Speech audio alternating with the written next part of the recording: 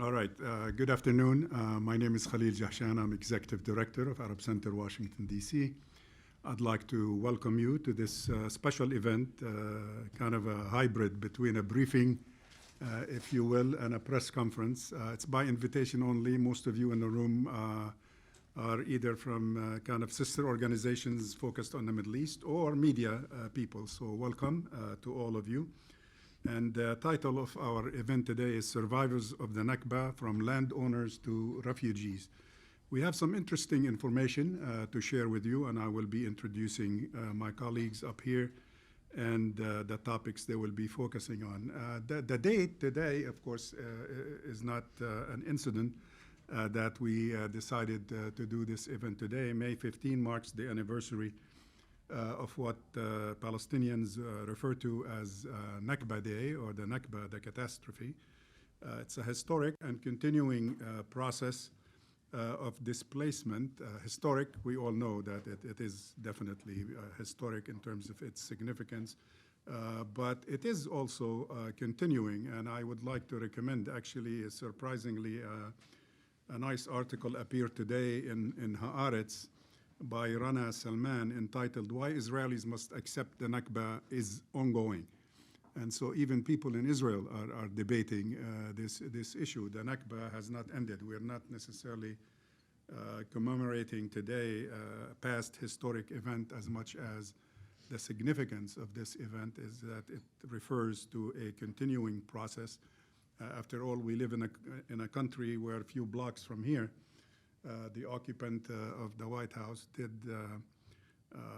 recently, I don't know whether he totally gave it up or changed his mind temporarily, but he did refer to another Nakba, which is basically the additional displacement of the whole population of the Gaza Strip at one point. And I hope he's given it up, realizing how difficult and how legally the implications, the legal implication, moral implications of this idea. But here we're basically referring to the process of displacement that began well before actually the State of Israel was established technically on May 14, 1948, and continues to fundamentally affect Palestinian lives today. Almost all of us who happen to be of Palestinian background have been impacted, not just the main speaker today who will be talking specifically about a project that is a prototype, if you will, of Palestinian displacement or Nakba. But I mean, I can remember growing up in Palestine under Israeli control from 1948 through late 1960s when I came to the United States. My family also went through similar things of dispossession, our properties being confiscated, being turned over to the Israeli Land Authority, and having basically had relatives who had to leave the country in 1948, so their shares, including half of our house at that time, my grandparents' house, was confiscated until they returned. And of course, they've never returned, and we never settled the issue. We had to buy the other half of our house because we lost, I remember at the time, half of our traditional home in Nazareth because of that. So it is a living problem. It is an issue that's continuing. So the Nakba, which is essentially a classic form of ethnic cleansing, represents, I would say, the mass and often violent expulsion and dispossession of Palestinians from their land. I remember as a college kid, famous at the time Palestinian historian referred to expulsion and dispossession as the inhaling and exhaling of the establishment of Zionism. In other words, without which Zionism would not have succeeded to establish a Jewish state without expulsion and dispossession. So they are very interlinked and continue to affect the situation in the region, particularly affecting Palestinian society in terms of its culture, identity, political rights, national aspirations throughout the past, I would say, 8 decades. So among the countless personal tragedies that form part of this collective experience is the story of a family, Palestinian family, known as the Bseso family, which is the subject of our meeting today. On May 15, 1948, Zionist forces at the time seized their home and land at gunpoint, later declaring it officially Israeli under the Israeli absentee property law of 1950. The family's land, spanning hundreds of thousands of dunums in the city of Bir al-Saba, known in English and in Hebrew as Beersheba, or in Hebrew Beersheba, was forcibly taken to make way for the nascent Israeli Jewish state. After decades of research, the Bseso family now stands, the Bseso Family Archive, abbreviated as BFA for our discussion today, now stands as the largest known collection of original documents from a single Palestinian family detailing land ownership before the Nakba. It includes land deeds, sale contracts, tax receipts, and other historical records unrevealed or unseen probably by the average person in the room. This includes, like I said, land deeds, sale contracts, tax receipts that the family kept in a meticulous way. These materials also chronicle the life of the kind of founder of the Bseso family, if you will, Mahrous Bseso, a significant civic figure in Palestine during the first half of the 20th century. His life spanned both the end of the Ottoman Empire and the Mandate period, the British Mandate period in Palestine. And my understanding is he was invited actually by the Ottoman Empire at one point to move to Beersheba to basically try to help the Bedouin tribes in the region register as much land as possible because they were interested in collecting taxes. It's not necessarily for the benefit of their political aspirations. But in 2023, the Family Archive was added to serve as a digital library collection and is today part of the Edward Said Modern Arab Studies program at Columbia University. And to highlight the importance of this history and discuss its contemporary relevance, as I alluded to earlier, as a case study of collective Palestinian displacement and dispossession, the Bseso Family Archive, in partnership with the Arab Center here in Washington, has decided to host this small group luncheon today to release some information about the archives and the documents involved, offering compelling evidence of property theft and mass dispossession.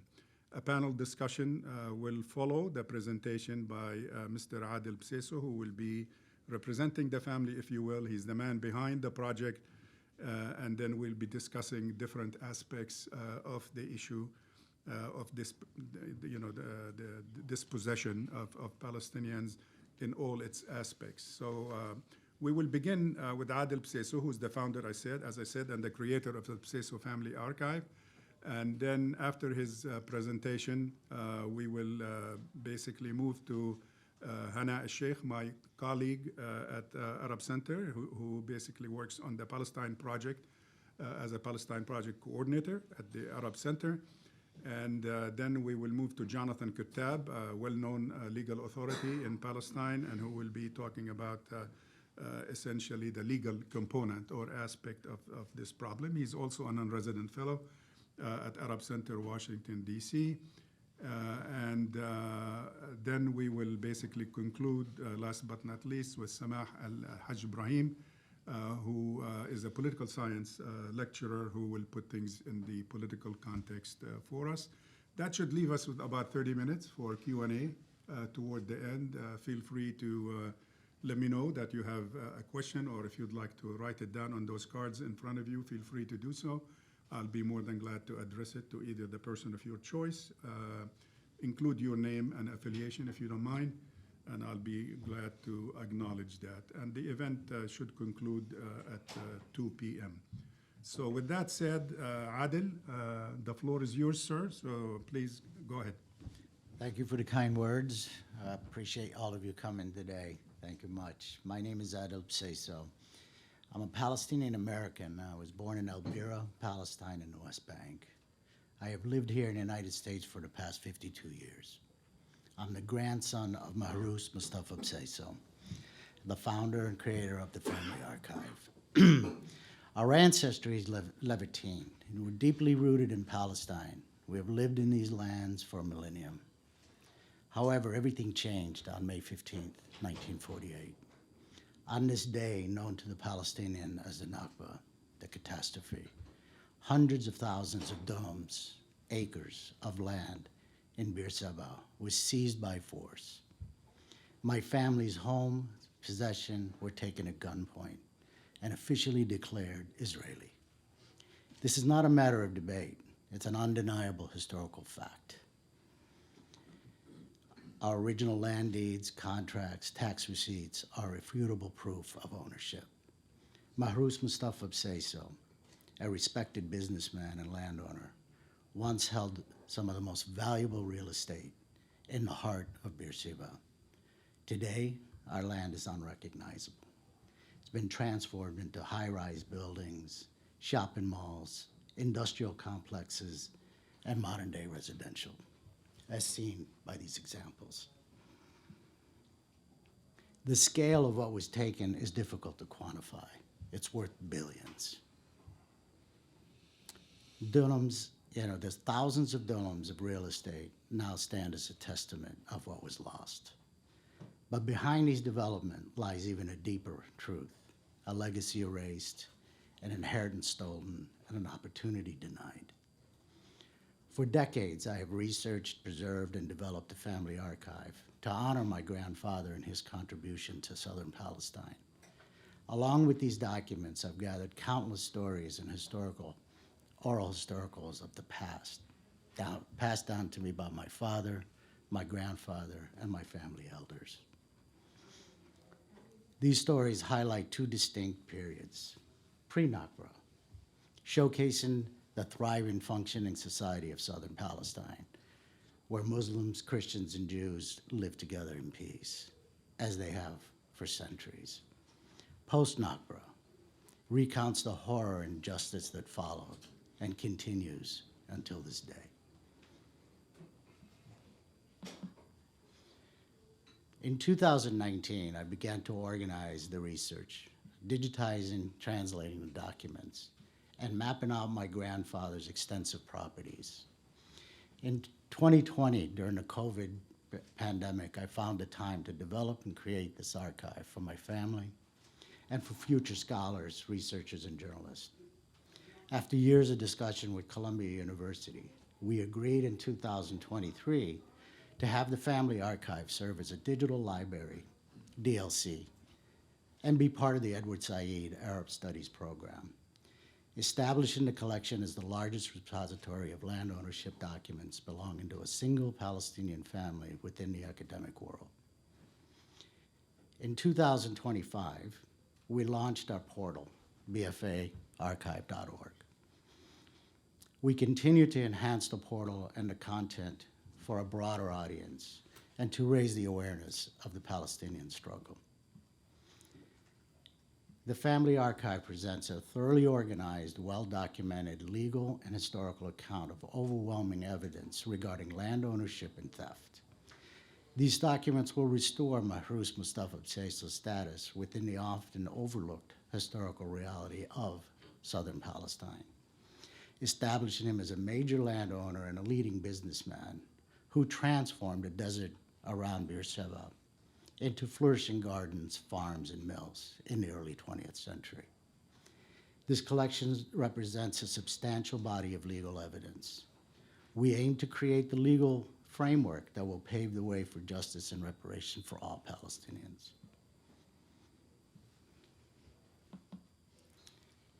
My grandfather's journey began in 1906 at the invitation of the Ottoman to purchase land from the locals and government alike.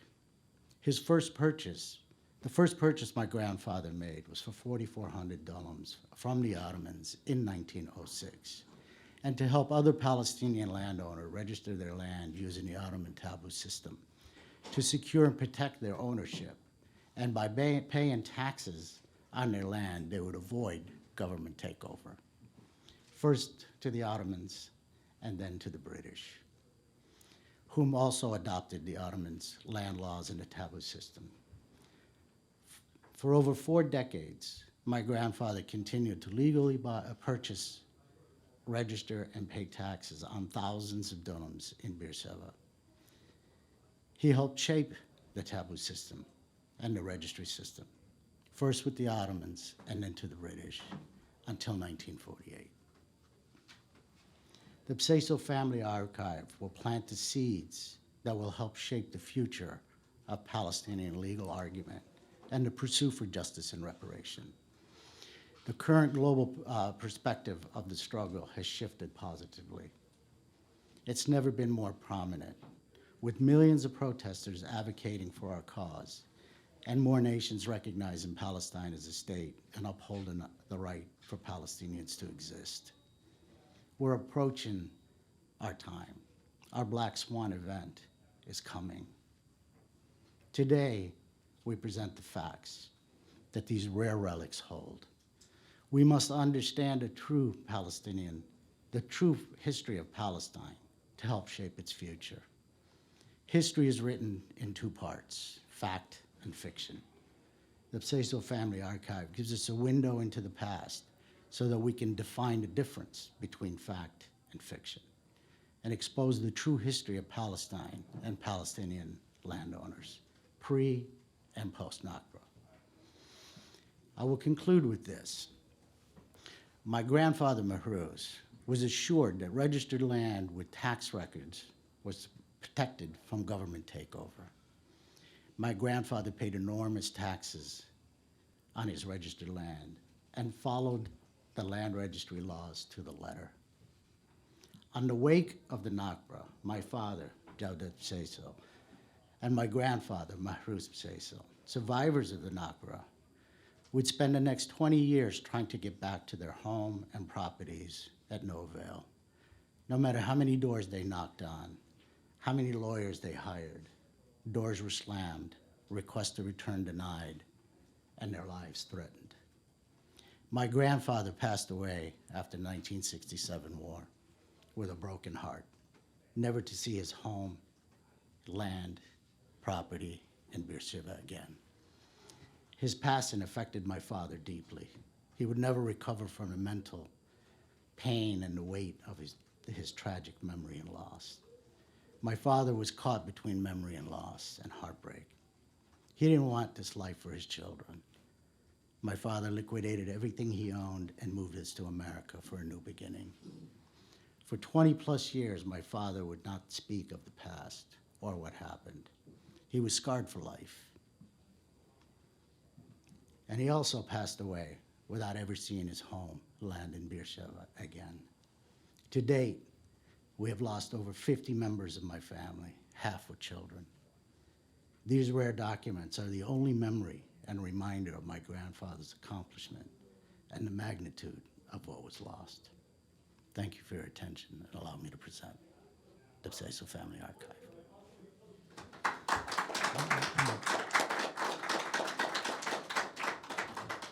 Thank you, Adil, very much for all the hard work you have put into this project, and I'm sure both your grandfather and your father, who died with broken hearts and not being able to see the land in which they were born and raised, are very proud of what you have done, and we're delighted at Arab Center to take a small part in publicizing, I think, the example of your family, which as I said earlier, is not an experience limited just to the Bseso family. It is so widespread, and probably any typical Palestinian family, if invited to this event, will probably present their own version and their own case similar to that. It might be smaller or larger, but it's the same predicament over the past 8 decades. Now we'll move on to the panel discussion to put what we've heard from Adil in perspectives, both political, historical, and legal. And we'll begin with Hana Sheikh, the Palestine Project Coordinator at Arab Center. Hana, the microphone is yours. Thank you. I'm glad to be here with you today to recognize the important achievement that is the launching of the Bseso Family Archive, and in commemoration of the 77th anniversary of the Palestinian Nakba, or catastrophe. My remarks today will center on the events of the 1948 Nakba, in which Zionist militias that went on to form the core of the Israeli military ethnically cleansed over 750,000 Palestinians to establish the State of Israel. After a review of major events of the Nakba and its lasting imprint on the Palestinian people, I will focus on two important sub-themes. One is the experience of Gaza with the Nakba, and two is Israel's assaults on archives, libraries, and Palestinian record-keeping, as they each point to the historical processes instigated by the 1948 Nakba. And this point is crucial. The Nakba never ended for Palestinians, but instead, it is a process that drives their subjugation and continuous dispossession from the Gaza Strip today to the West Bank and beyond.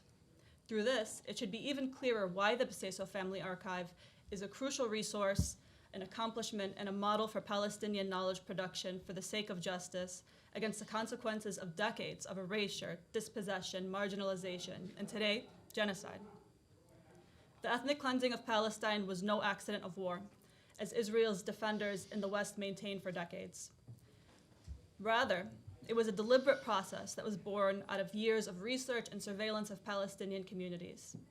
It was researched in the 1930s, but first tested in December of 1947 on several villages near Haifa and Jaffa, displacing 75,000 Palestinians, and eventually culminated in the approval of Plan Dalet, the blueprint for the mass expulsion of the Palestinians aimed at establishing a Jewish majority on the land by soon-to-be Prime Minister David Ben-Gurion and his consultancy or team of advisors on March 10, 1948. Plan Dalet was then ordered by the Haganah, a major Zionist militia, on April 4, 1948, and in the 40 days to follow, led to the ethnic cleansing of about 250,000 Palestinians and massacres in places including Deir Yassin, Sasa, and Balad al-Sheikh. All of the events in question occurred before the termination of the British Mandate for Palestine on May 14, 1948, and the entrance of the armies of Arab states in formal hostility with Israel. In fact, there were top-down orders to ethnically cleanse all 531 villages in 11 urban neighborhoods and towns, as well documented in the Haganah archives, the Zionist Central Archives, the IDF archives, and Ben-Gurion's diary. So while it became a matter of discomfort or embarrassing for some of Israel's defenders when these records were initially declassified beginning in the 1980s, after maintaining that Israel had not deliberately ethnically cleansed Palestinians, or that the Nakba itself is a myth, Ben-Gurion had proudly recorded these realities in his official diaries.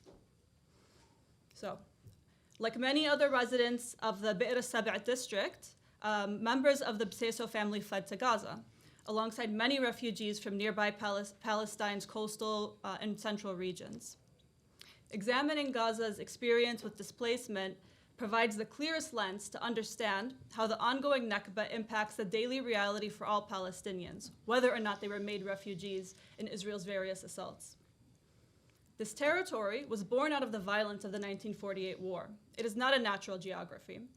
It reduced the historic Gaza district from 1,100 square kilometers that was made up of cities, towns, and vast agricultural lands to a mere strip of 365 square kilometers, which added to a local population of about 80,000 people, an additional 250,000 refugees.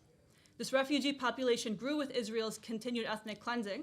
So for example, while the formal hostilities came to a lull with the 1949 armistice agreement between the now State of Israel and Arab armies, Gaza continued to absorb refugees from Israel's later ethnic cleansing campaigns. In 1950, Israel ethnically cleansed Al-Mashdad, driving its indigenous population to Gaza and renaming the city Ashkelon. Over 30,000 Palestinians fled Gaza as a result of the June 1967 war, and it might have been much more than this. There are issues with record keeping here. In contravention with its August 1967 agreement with Jordan, which created a mechanism for refugees of this war to apply for permits to return to their lands, Israel only allowed the return of 13% of those Palestinian applicants, so a total of about 20,000 people. It is no surprise, and this is between all Palestinian territories, not just the Gaza Strip. It is no surprise that some Palestinian refugees fled Israeli violence for a second time. After all, Zionist militias intentionally perpetuated tales of their own brutality to incite Palestinians to flee their lands, beginning in 1947. And for others, they survived the 1948 Nakba and remembered. It was not only traumatized refugees who were induced to flee. Adult residents of the Gaza Strip remembered all too well Israel's recent massacres in Rafah and Khan Yunis during Israel's short-lived occupation of the Gaza Strip in 1956 through part of 1957 as a result of the Suez War. So in addition to the pressures of warfare, Gaza was at once densely populated and extremely isolated from the outside world as a rule since the establishment of the State of Israel. So many Palestinians originally from the territory also faced dispossession. They were robbed of their property and some of these stolen lands in the Be'er Saba district and in the Gaza district and beyond, isolating them from their property, fertile lands, businesses, access to Palestinian cities, and in many cases, their extended families. The Gaza Strip was once connected to the rest of Palestine and neighboring Arab countries through a railway system and ports, but this all ended in 1948. With Palestinians permanently deprived of their freedom of movement. And the entirety of the population endured what sociologist Sarah Roy calls the economic de-development of Gaza. So from its creation as a geographic unit in 1948, displacement and dispossession were the indelible markers of the Gaza Strip's historical experience. And the sustained pressure to drive Palestinians from their land continued throughout the decades, setting the stage for Israel's drive to end not only the Palestine refugee question in Gaza today through its genocidal war, but the existence of Gaza itself. And so the Nakba persists. In light of the dire conditions experienced by refugees for decades and the wide-scale violence against Palestinians, assaults on Palestinian knowledge production are sometimes overlooked. However, it is important to consider these attacks as a function of Israeli expansionism and ethnic cleansing. Indeed, assaults on Palestinian archives, libraries, and record-keeping infrastructures are part of the ongoing Nakba. This practice began during the 1948 war, when Zionist militias looted thousands of Palestinian books and private libraries. Many of these materials were transferred to the National Library of Israel, where they remained cataloged under the designation AP, abandoned property. Attacks were not limited to institutions. Israel also used violence against scholars, librarians, and archivists in an attempt to preempt Palestinian knowledge production. In 1972, Anis Sayer, a Palestinian historian and director of the Palestine Research Center in Beirut, survived a Mossad assassination attempt, losing several fingers and enduring lifelong damage to his sight and his vision after opening a mail bomb in his office. One day, prior to the Sabra and Shatila massacres of 1982, the Palestine Research Center office was looted, with Israeli forces seizing their collections. The following year, a car bomb targeted the center again, killing 14 people, including archivists and researchers. During Israel's ongoing war in Gaza, Israel has destroyed the Gaza Municipal Library, the Rashad al-Showa Cultural Center, and its Diana Tamari Sabagh Library, and the university archives of institutions including the Islamic University in Gaza and Al-Azhar University. It also destroyed the Central Archive of the Gaza Municipality, this very important institution which hosted rare manuscripts, personal papers, political records, and most threatening of all to the expansionist project, land deeds. This is yet another example of the imperative to expand projects like the Bseso Family Archive wherever possible, as countless researchers paid with their lives for similar efforts. The objective of the pattern that I'm describing to you here should be clear by now. It is to strip Palestinians of their intellectual and cultural foundations, to render the history of the land exclusively Zionist, and to eliminate the evidence for Palestinian claims of belonging to the land and its history. This has continued in more recent decades through the destruction of Gaza's universities, for example, the targeting of cultural centers during military aggressions as a tactic, and the targeting of Palestinian scholars, educators, and scientists. This destruction extended to museums, publishing houses, and cultural centers, along with the private homes that contain irreplaceable family archives for the social history of Palestine, photographs, letters, and sources for oral history, all of which played a critical role in documenting Palestinian life and resistance. What is unfolding in Gaza is not simply, or not only, I should say, physical erasure. It's an attempt to eliminate Palestinian history and identity by destroying the mechanisms that sustain them. This is not incidental damage. It is central to a broader eliminationist strategy. And this can only be understood in the broader context of the Nakba's continuation as a process that's been unfolding before and since 1948. In light of all of this, the launch of the Bseso Family Archive represents a significant act of historical reclamation and hopefully reparation and justice. It exists in defiance of physical violence, of occupation and war, but also the violence that seeks to erase the Palestinian past, its present, and its future. The preservation of family histories, documents, and cultural materials is essential for maintaining a counter-narrative and for enabling future generations to understand their past and to assert their claims for justice in the future. As such, this project is at once a family archive, but also an archive of Palestine and a model for all Palestinian victims and victims of justice and justice globally. It is a vital scholarly resource that asserts historical continuity, legal memory, and social coherence, all of which undermine the ideological foundations of displacement and denial. Thank you.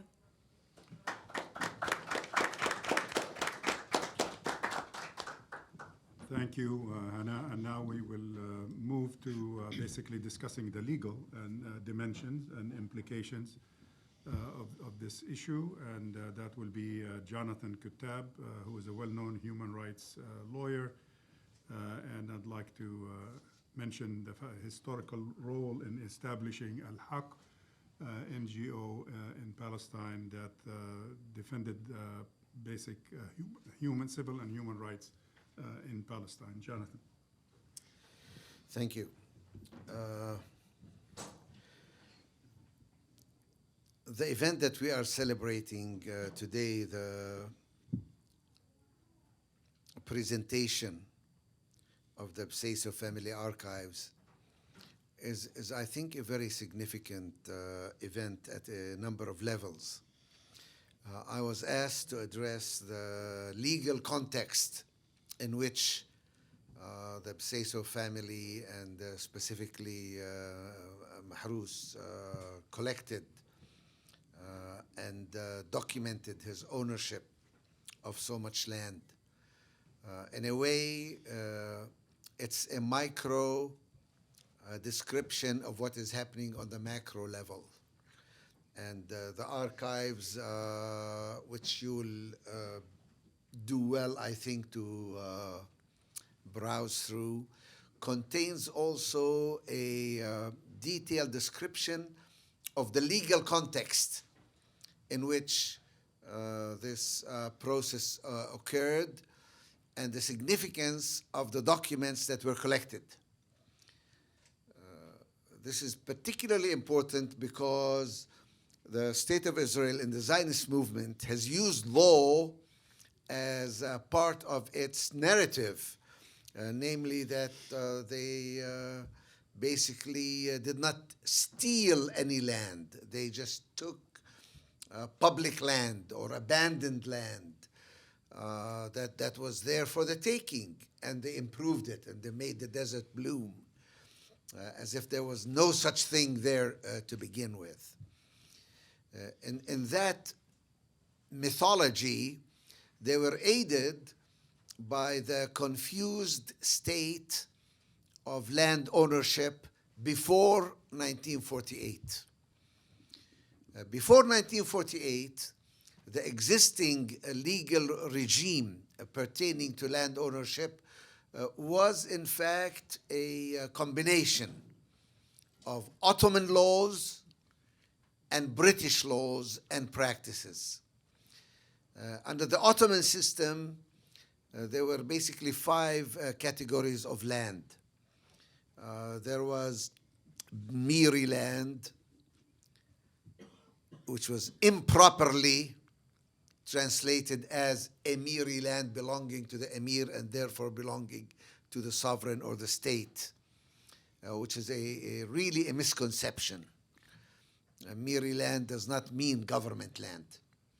It means land that was owned by non-Muslims before the Muslim conquest, to be distinguished from mulk land, private land, whose ultimate raqabat al-mulk, whose ultimate ownership lies with Muslims before the Muslim conquest, or land within municipal boundaries. That was also considered mulk.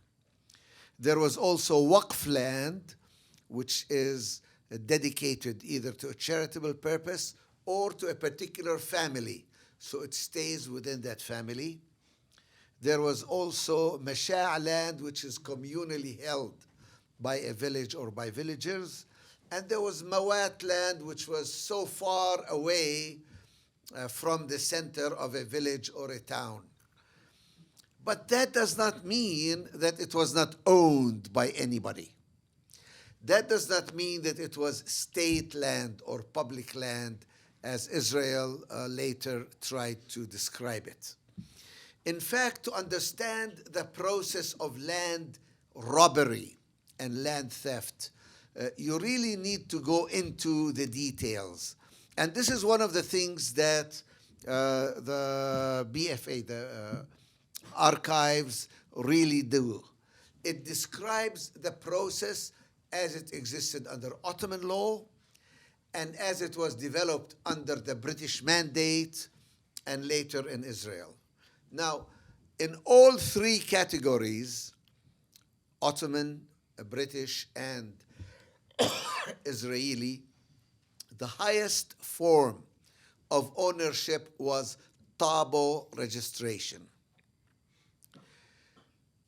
One of the things that is specifically significant about our archives here is that this gentleman went out of his way to register his land and obtain for it Tabo registration, so that there would be no question about its ownership.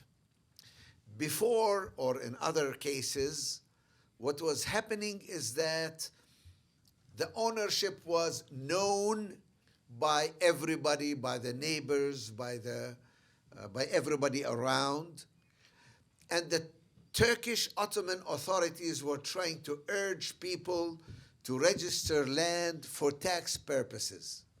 So many people underestimated their land. They said, oh, it's 3 dunums. But what was significant was not the number, 3 dunums. What was significant was the boundary, which, if it's properly surveyed, would show 100 or 200 dunums. What Mahrous did was go beyond what was required by the law. And instead of just saying, this is land that I obtained from my ancestors that continues to be registered in the name of my grandfather, he actually brought the people who sold him the land, obtained hujjah, a deed signed by all the neighbors and witnessed by very high-level people in the community from the different tribes. He registered it as Tabo land, and he went ahead and paid the taxes on it. So he obtained the highest form of private, individual ownership. Now, all this didn't help him any, unfortunately, because the Israelis have never questioned his ownership of that land. Instead, they relied on an absentee land property which says that, yes, this land belongs to you, but you as an individual are an absentee, and therefore the custodian of absentee property will take your land, transfer it to the Israeli Lands Authority, transfer it to the Beersheba municipality or whoever they chose, build on it, rent it, and own it.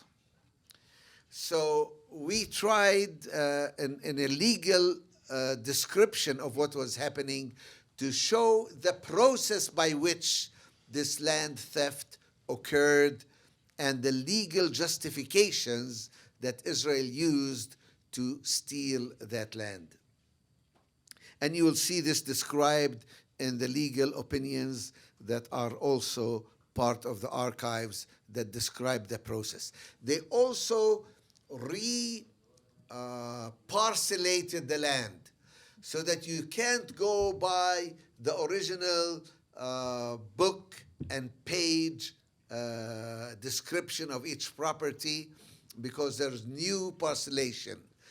So the Bseiso family had a law office in Jerusalem with which I am connected, obtain satellite pictures and obtain surveys and trace the current as well as the previous numbers for each of the properties that the Bseiso family held to show what is its current status compared to what was the status before the land theft. So it's a very informative collection of documents and archives that I think serve as a model for what happened to different parcels of land throughout the area. There's two other elements that I want to emphasize about this whole project. One of them is the meticulous nature of documentation and evidence-based approach that the Bseiso family has taken.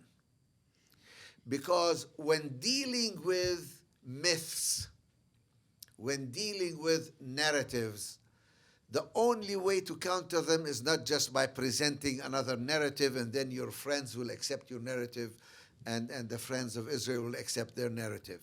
We are talking about actual facts, actual evidence that is courtroom quality. This is the basis for this whole project, just as it was the basis for the work of Al-Haq and other human rights organizations that went out of their way to prove the Palestinian case with credible evidence. This is something new because as Arabs, we Palestinians have often in the past fallen into the mistake of thinking that because our cause is just, somehow it ought to be understood by the rest of the world. It doesn't. It needs to be documented, it needs to be proven, it needs to be shown with evidence that will convince even a hostile, much less a neutral audience, to see what is happening. So the fact that Israel is aware that Palestinians have learned the value of evidence and have learned to present their case with evidence, not just emotions, explains why they have been going, as we've heard, after Palestinian archives, after Palestinian collection of evidence, which is why during the current hostilities, if you want to call them hostilities, the current genocide in Gaza, they are careful to prevent neutral international correspondents from going in. They're totally prohibiting them, and they're working very hard to censor whatever materials comes out, but they're also targeting specifically journalists in Gaza. Over 220, I think, is the number now. Journalists have been targeted and killed, sometimes together with their families. This is an incredible number. It's more journalists than were killed during the Civil War, the First World War, the Second World War, the Vietnam War, the invasion of Iraq, Afghanistan. All of them put together did not produce as many casualties among journalists as did the last year and a half in Gaza.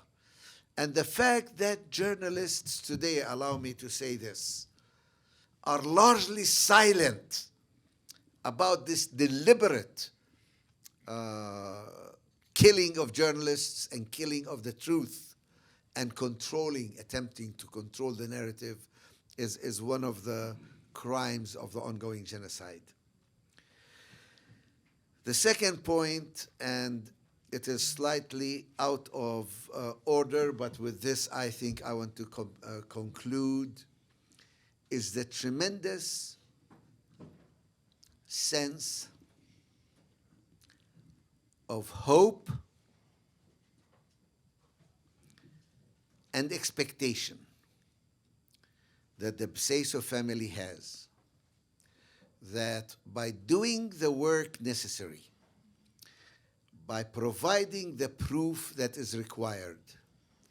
Somehow, someday, in some jurisdiction, some court will in fact give them justice and give them reparations, not just for their pockets, but for all the people who are suffering because their land has been stolen. We've seen how when the Nazis robbed Jewish art, Jewish properties, Jewish businesses, that Germany has had to pay reparations and continues to pay reparations to this day.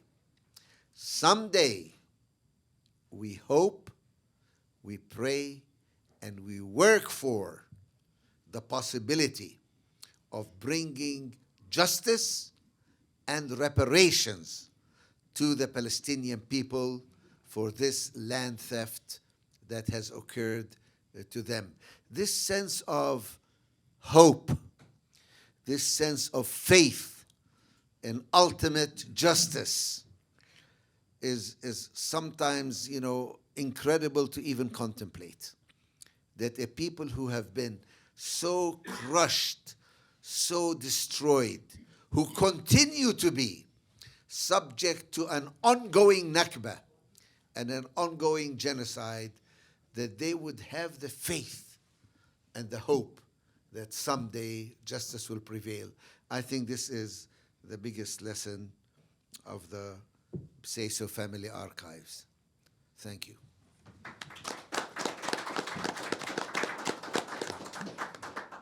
Thank you, Jonathan. Now we conclude the discussion with a presentation by Samah Al-Hajj Ibrahim to kind of help us put all this discussion in its contemporary political context. Go ahead. Thank you. It's my pleasure to be part of this project. Thank you. Well, I'm here as an academic, as a political scientist, but I'm also a Palestinian and a descendant of Nakba survivors. My grandparents, like thousands of Palestinians in 1948, were expelled from their homes. They had to flee from Haifa and Akka to Lebanon. They were business owners. They had homes and shops. They were dispossessed of all their possessions and were totally uprooted. They were denied the right to return to their homes and became refugees and died as refugees. And as my colleague Khalil just said, this story is not unique. Hundreds of thousands of Palestinians have been uprooted from their homes, stripped of their lands, and forced into exile. However, the plight of displaced Palestinians is not just a historical grievance, but an ongoing injury that is rooted in current injustices, military occupation, and systematic policies that have denied generations of Palestinians their basic rights and dignity. It is an ongoing injustice with no end in sight. Currently, Palestinians in the West Bank and East Jerusalem have driven out of their homes and lands due to settlement expansion policies and settler violence, often backed by the Israeli military. Since 1967, Israel has built 160 illegal settlements in the occupied territories. In 2004, Israel declared 9 square miles of land in the West Bank as state land. And between 2004, also Israel routinely demolishes Palestinian homes, citing lack of permits, which are nearly impossible for Palestinians to obtain. Between 2004 and 2022, at least 1,633 Palestinian structures were demolished in East Jerusalem, displacing over 6,000 people. Also, between 2016 and 2018, Israel issued 100 times more demolition orders than building permits for Palestinians in the West Bank. UN figures show that 2019 saw a 45% increase in demolitions and confiscations of Palestinian homes in the West Bank compared to 2018. But these are not just numbers.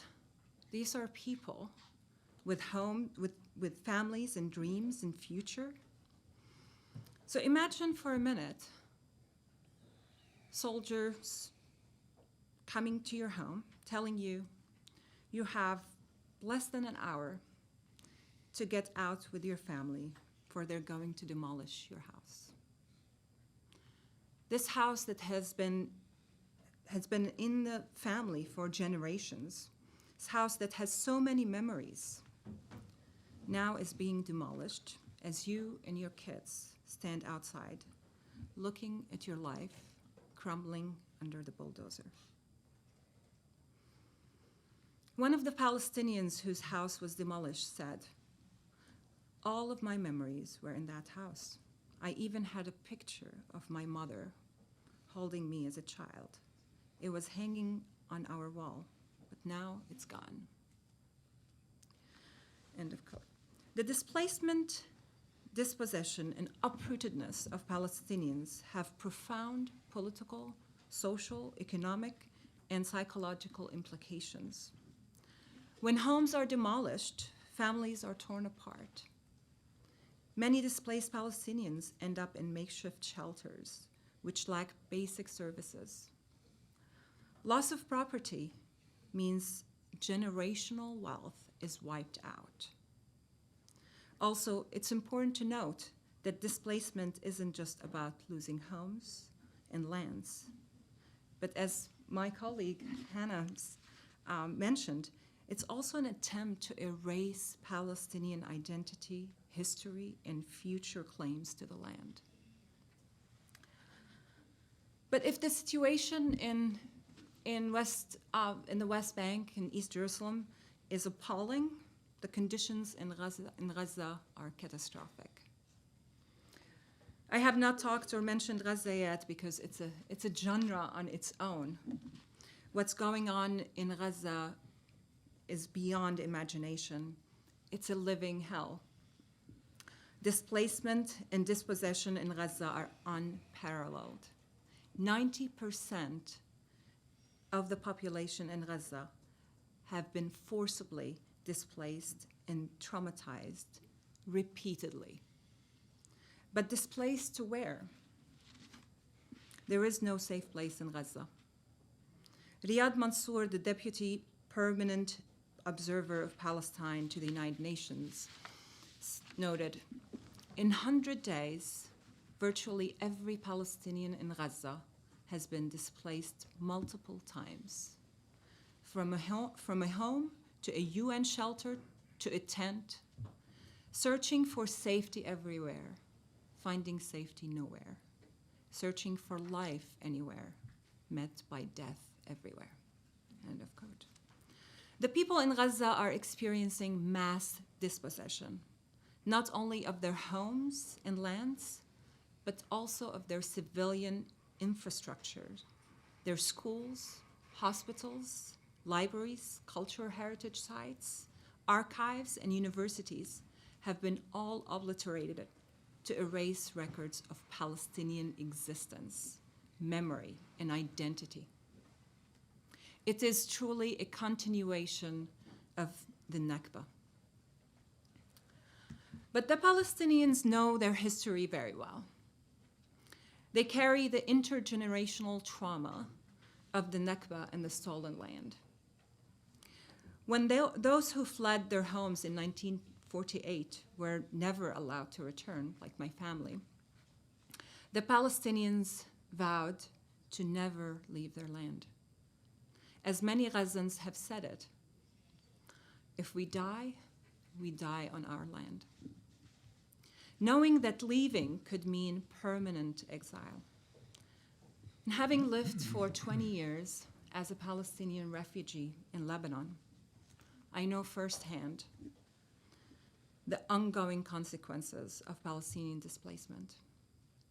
To be a Palestinian refugee is to exist in a state of permanent limbo, denied return and basic human rights.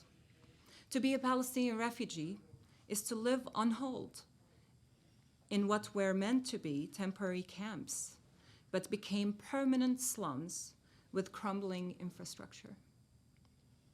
It is to live without a legal identity, no passport, and no political rights.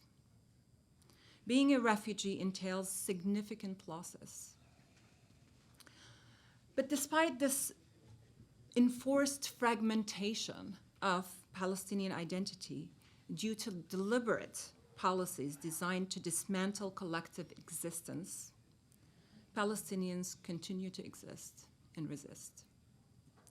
From the rubble of Gaza to the exile camps of Lebanon, Palestinians insist on the right to live free on their own land. Palestinian refugees still teach their children their villages' names and stories. Palestinians in the West Bank and East Jerusalem refuse to leave their villages and their homes despite settler attacks and eviction orders. Palestinians in Gaza are the ultimate symbol of Palestinian sumud, declaring even under starvation, if we die on our land. Israel has always relied on the idea that Palestinians would eventually give up or disappear. Golda Meir once said, "The old will die and the young will forget." Well, yes, the old did die, but the young did not forget. And the young are here to document, to teach, and narrate their history. And this is exactly what we're doing here today. We are presenting our history, culture, and memory through archival efforts and digital activism. We are refusing to disappear. Thank you.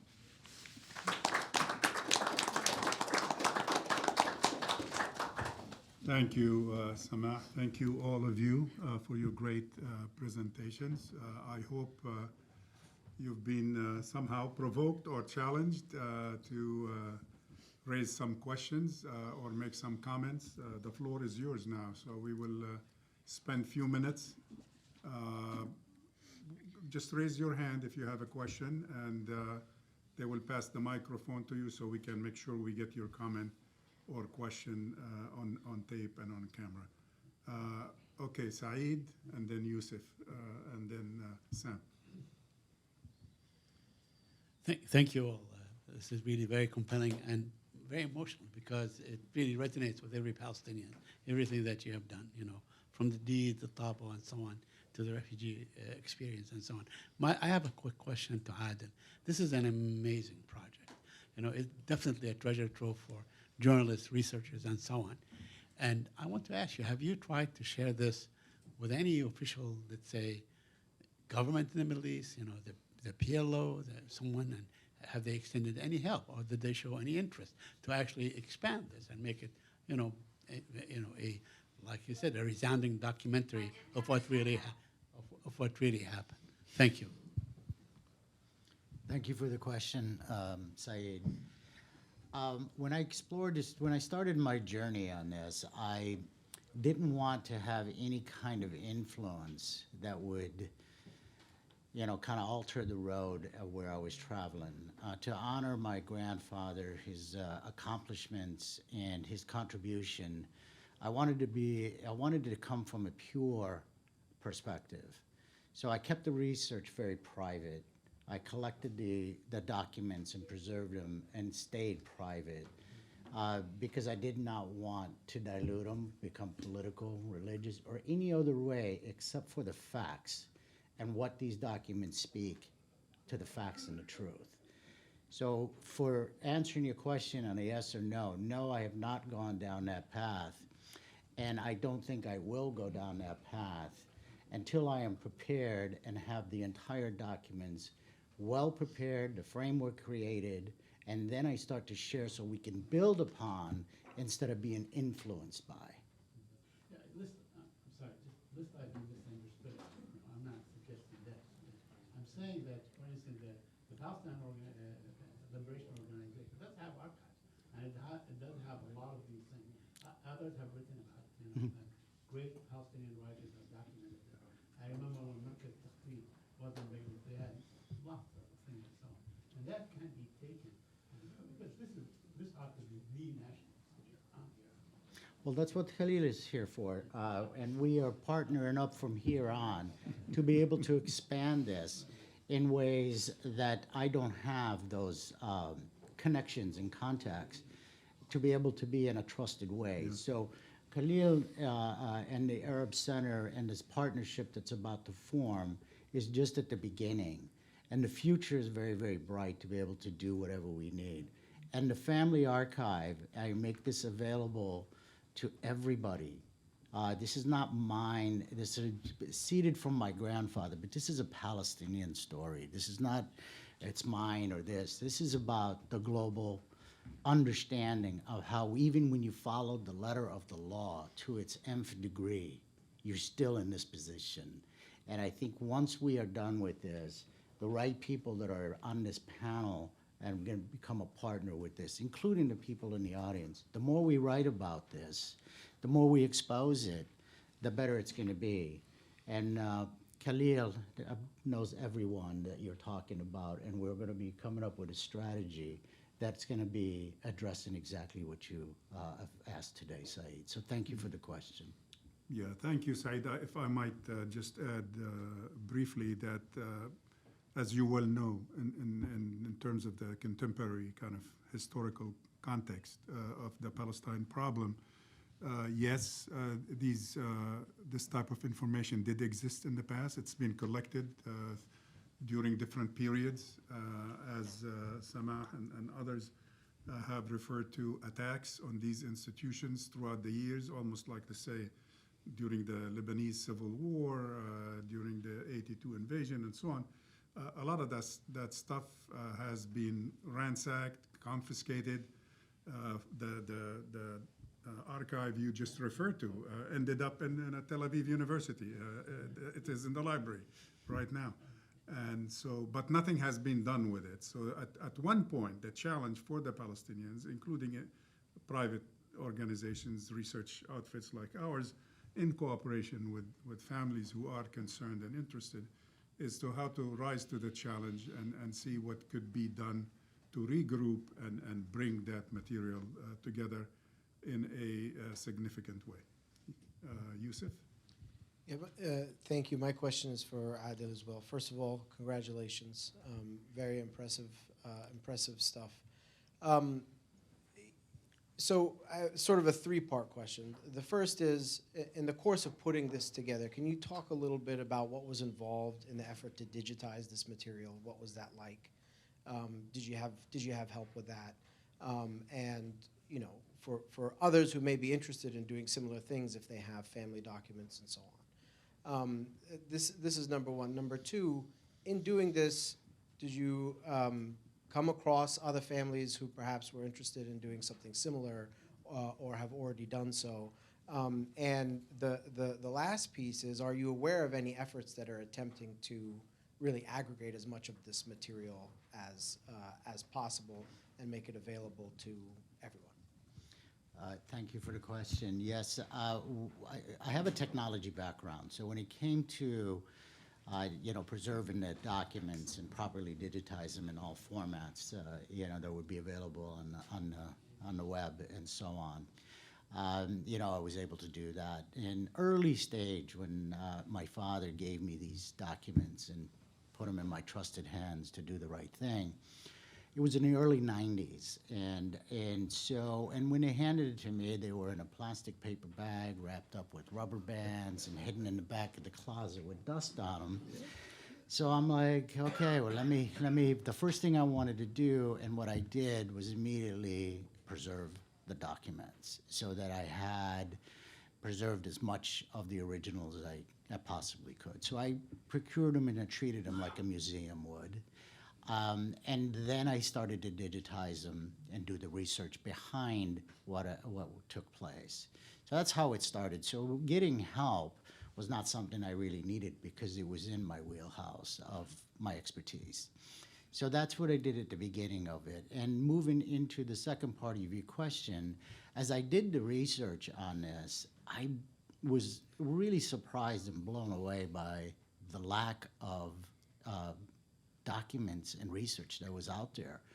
I found some things in with the Rashid Khalidi and some of the Khalidi family and what they have done around the libraries, and took a really deep dive into that. And that's how I ended up contacting Rashid in later years, is to introduce this archive to them.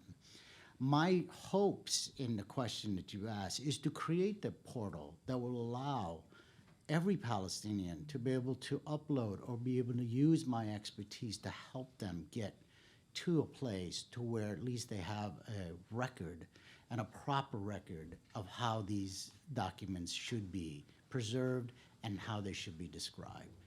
My ultimate vision, I'm not a dreamer, I'm a visionary, so you know, I like to execute. And my ultimate is to put together as much of these documents as a joint effort as Palestinians and not individuals. Although we have probably the most elaborate and best documented evidence known, and you know, this is the largest suppository of this kind of stuff that exists. I want to be that place that they come to upload, whether it's a historical testimony, because that's all we had in the past, the stories and testimonies. And what you see today really amplifies and affirms those stories I grew up with. So that's what I would love to do, that I find as many of them, document here, document there, not well preserved, just a story to go behind it.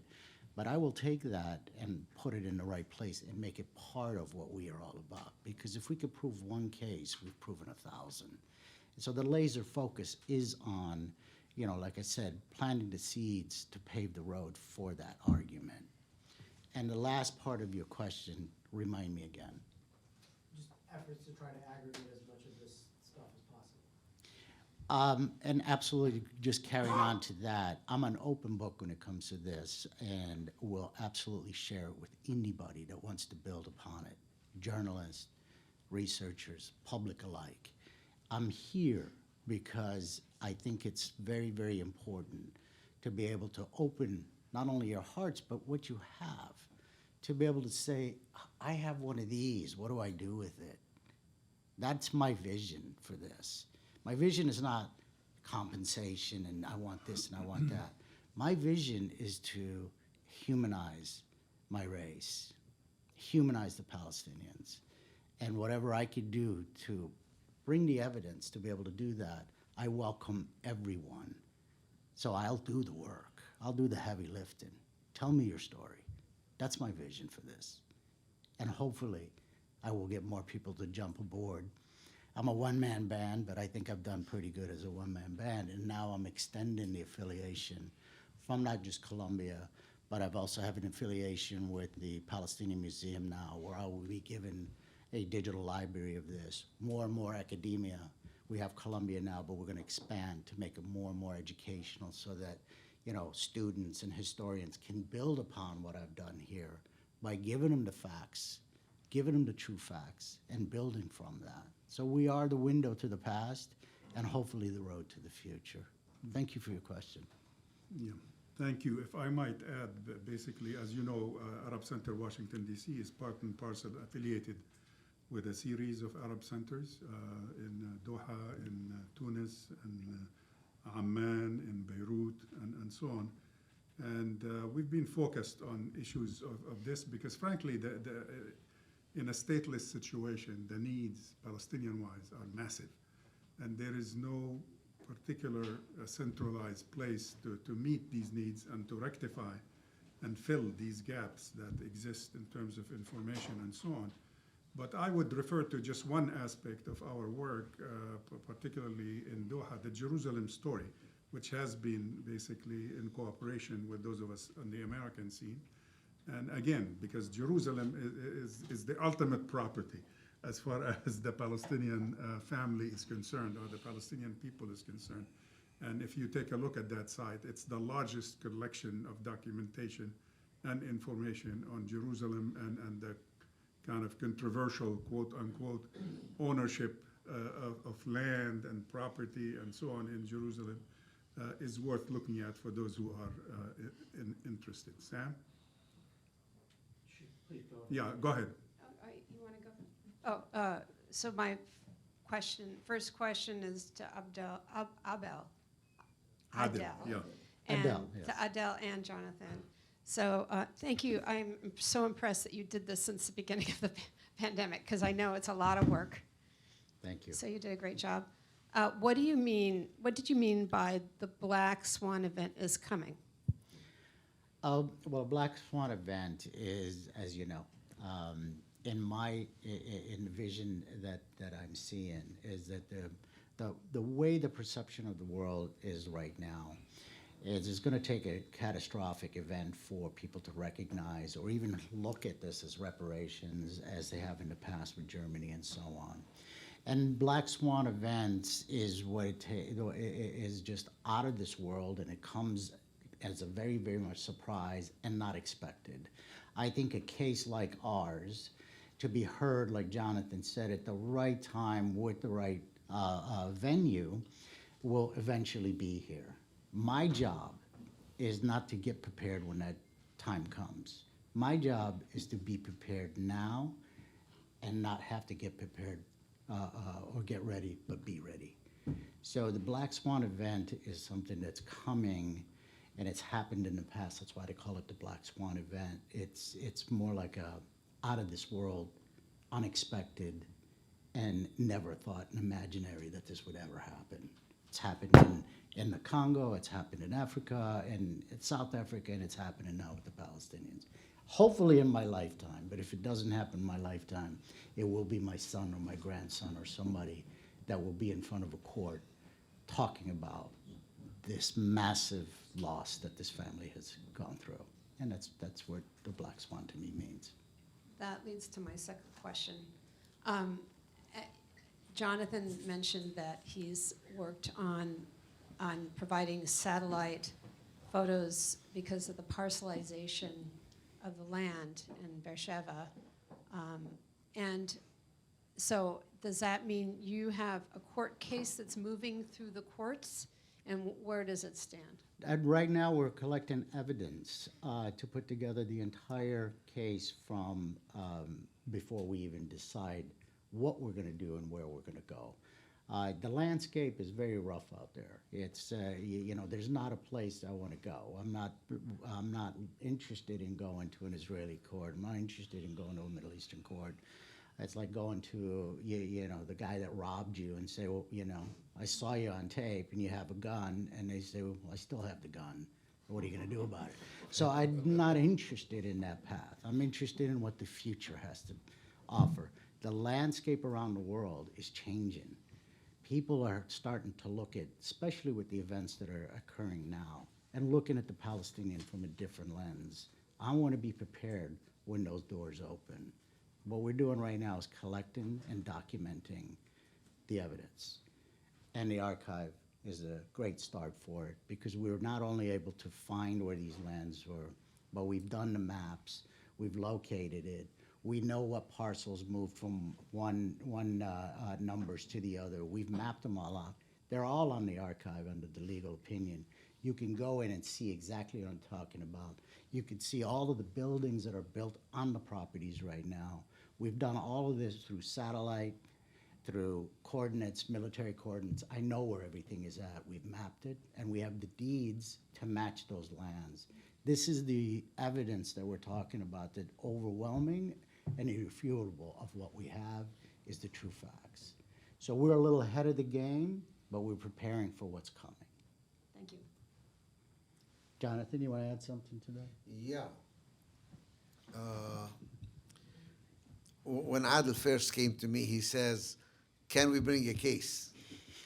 And I said, eventually, yes. Right now, there isn't a single jurisdiction that's willing to hear your case. But you should preserve the evidence, because the day will come when we will be able to bring those cases. And at that time, to try and look back and see and prove your claim is going to be very difficult. So it's going to cost you. financially and effort, and he says, I don't care. I want to preserve the evidence, and I want to be ready when that day comes. This is what I'm saying. One of the things that interested me most about this project is the sense of hope, the faith that somehow justice will one day prevail is very much infusing. It's what's allowing the Palestinians to survive today. I mean, if I was in Gaza or anywhere else as a Palestinian, what can I point to that is going to show that my case will win out in the end, other than that deep-rooted faith that somehow and hope that somehow justice will prevail. Yes. Yusuf basically took my question, but Yusuf, return it, please. Columbia, are you concerned about the status of Columbia University given recent events? Columbia, yeah, I look at it from an academic perspective. I don't look at it from a political perspective. And it's in the educational, PhD students, past historians, it was, to just give you perspective where it's at. September 23rd, 2023 is when we finished everything. So everything was, I finalized, I built the whole thing for them, and then had about 2 weeks of, welcoming aboard, and then to be told we have to keep things a little on the low key. So it's a means to the end for me. Academia has a great spot for this to be able to do and write the volumes around education. And the more we can educate, the better it's going to be. My personal feelings take a backseat to the advancement of the acknowledgement of humans and the humanizing Palestinians. Everything in my emotions, how I feel, what I would do takes a backseat to my moving 1 inch. I'm willing to walk 10 miles to move the right inch. So if that answers your question, that's where my feelings are at. So you envisioned this, and my dad did a little better for me in our modest holdings than a paper bag, as a mechanism by which you can document what you have, and then other people can plug in, and then a separate legal mechanism in the future after this corpus of knowledge is asserted and acknowledged. That is correct. So for Yusuf, I just wanted to ask you, do you have something you want to share with me, like a document or a family document that I can help you with? And then, no, I wanted to, I'm just going, because I was going to couple on, because he has a book full of stuff he wants to talk to me about. And and the door is wide open. I'd love to have a conversation off panel to discuss what you have, sir. Sure. Thank you so much, everyone, and thank you so much, Adil, for this important initiative. My name is Jihad Abu Salim. I'm with the Institute for Palestine Studies, and I'm also from Gaza. So I lived in Gaza for most of my life, and for me, when we talk about the scale of what we have lost and what we continue to lose, these are not abstract, ideas. I've been to some of the archives, museums, cultural centers that were mentioned as part of today's talks. And I wanted to ask you if you're aware of any ongoing efforts on the ground in Gaza to salvage and rescue what can be salvaged in terms of not just family archives, but for example, the Great Omari Mosque manuscript library, which has survived many wars and conquests. I'm not sure if you're aware of any ongoing efforts, and if there are any efforts, how can we support them? And I think also that there is a question of, when we talk about expanding these efforts and initiatives, do you have a vision for how to make this accessible I saw the website, I saw that it's in English, I saw that it's also available in Arabic. But are you hoping to do any type of programming to introduce the project to an Arabic-speaking audience and inform the public? Because I believe that when people back home see what, that there is a kind of project like this might inspire others to come up with similar initiatives and do similar projects. And thank you again. Thank you for the question. This is why we expanded as one of the first affiliation right after Columbia was with the Palestinian Museum. And so looked at some of the archives that they have, and they're collecting, and they're really promoting the collection of these. And when they saw what we have, we came to an agreement that as they continue to get more and more land deeds and things of this nature, that we would connect together. So the effort out there is really on the ground. I've spoken to their board. I was introduced to them by the Qatar Foundation. And so we're expanding our relationships to be the go-to portal to be able to start building more and more cases and to preserve these in the way that I have. The original documents themselves, no one besides me and my son will ever know where they're at. Everything will be available through digitization, and that's going to be the representation. We have, solidified legitimacy and authenticity by doing what we did with Columbia, and they stamped it and put it on their site. So it has been verified and authentic. And so we are looking to expand from that and looking for minds, writers like yourself. I just spoke to Cherie, who's the editor, and I'm going to be writing a paper that will be published in the journal. And so we're expanding. Understand that my decades of work has been to put together this archive so it invites collaboration, because I can't do this by myself. But the collaboration of being able to build on what we preserved here, how I built it, and the information that's out there is a collaboration of how we make it grow, and also give hope to those who have documents that only have the oral stories, that only know, hey, this used to belong to us, we have the key.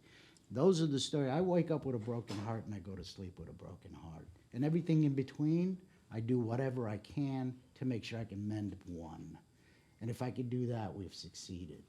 So my hopes is to be connected by people like yourself, to be able to go off-site and say, well, how can we collaborate?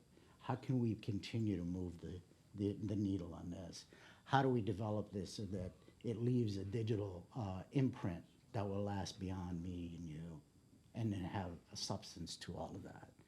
My hopes is to not only document this in this way, but to use my expertise in the music side of the world, my film side of the world, and to document the visuals, to write the music and the songs to go along with it, to always be recognized as Palestinians have talent. We are very smart. And we're about to show the world what that's all about in a humble way, not arrogant, not anything else. Because if I can help one kid, one orphan, my life would have meaning to it. That's where I'm at. Collaboration is something I'm looking for. I've done all the work to get to this point. So as we talk about how have you done this and have you done that, this is why we're here, to unveil what we have done and only to open the door from the foundation to be built on. I look forward to having that discussion with you on how we're going to be able to write something that's going to be profound. So I'll say a line right out of Gladiator. What we do today will echo with eternity. All right, Yoda. All right. Any other questions, please? Yes, go ahead. Pass the microphone there, please. I hate to interject this note, but in a time when the U.S. can't even enforce its own laws under the pretense of contrary to foreign policy, what kind of courts do you actually envision you might have a shot at? Do they exist at all now, or this is something new that's going to have to be created? Well, if you look around the makeup of the world, and we've been dealing with this for 80 years now. So another 80 years may take to get to where we're at. I'm not. He's like, I'm not staying. I'm not. That's why Jonathan is here. But Okay. he can answer that question a little Let bit me more address than that. It's international law recognizes certain crimes to have universal jurisdiction. So the national courts in each country can in fact act if international courts do not act. These buildings that you show probably are housing foreign corporations, some of which may be Italian, some of which may be German, some of which may be Korean. Well, Italian courts could have jurisdiction. You could sue these companies. Japanese courts may have jurisdiction. I want rent. You're living on my stolen property. I want rent. Somebody, I think Al-Kurd, wrote an article saying, one day everybody will have been against this. Just like today, Zionists are being, Nazis are being pursued all over the world for property and for crimes that they have committed. I think a day will come when Israelis and Zionists will be pursued all over the world for the crimes that they are committing now. I think it's going to happen, and I think it's going to happen sooner than many people think, because the level of criminality is now clear. The extent in which the whole world knows the facts. The myths are being destroyed. For example, just to give you a very small example, Israelis always say, oh, we bought the land. Oh, this is public land, not private land. To be able to show that this is in fact private land, that is stolen and put in the service of Jews only, in a Zionist state that openly says we are here to serve Jews. Now, there are many Jews throughout the world who are saying, no, that's not to be done in our name. If this land belongs to Bseiso or to Khalidi or to Nashashibi or to whatever family, it's theirs. So the world is changing, not fast enough for sure. And it's hard when you are living through a genocide, when you can't even get food in and water in, to think and dream that a day will come when these people are going to be brought to justice and when we can get at least some recognition and eventually reparations for the injustice done to us. I don't think it's outlandish. I think it's a realistic position to take, and yes, I hope to live to see it. If I may add, one example that exists, not necessarily for reparations or for enacting the right of return that has existed in other places, occurred in Canada last year. So there's an organization called the Jewish National Fund. It enjoys tax-exempt status as a charity throughout various countries in the world, including the United States. And so for decades, literally decades in Canada, Palestinians who were forced into exile and refugeehood and their children had organized in Canada towards the Canadian government to have them revoke this charitable status, this tax-exempt status. And this organization helped facilitate the ethnic cleansing of Palestine. The head of the organization's settlement department had consulted with David Ben-Gurion and his consultancy to plan the ethnic cleansing of Palestine. The settlements were intentionally placed in certain areas to establish a Jewish majority in the land. And like Jonathan had said, there was knowledge privately that it was impossible to buy or to foster enough Jewish immigration to Palestine to establish a Jewish majority. It had to be done by force. So organizations like the Jewish National Fund market themselves as organizations that love the environment and hope to plant foreign trees in Palestine and make the desert bloom.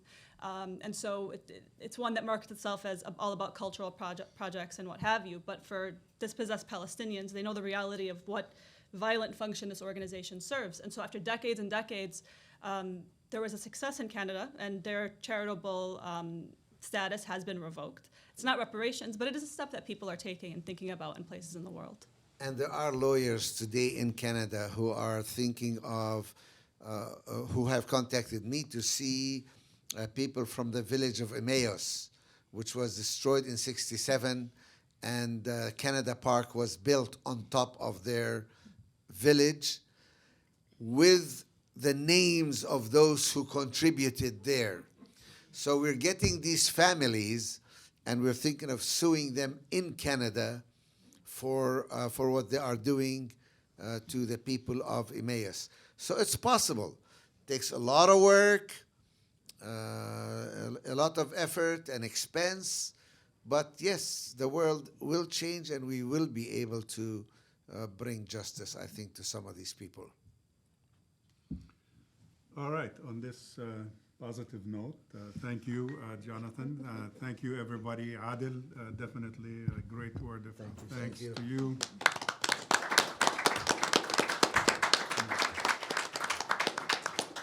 And Hana and Sana, thank you so much for your presentations. Appreciate it. And particularly thank you all for being here.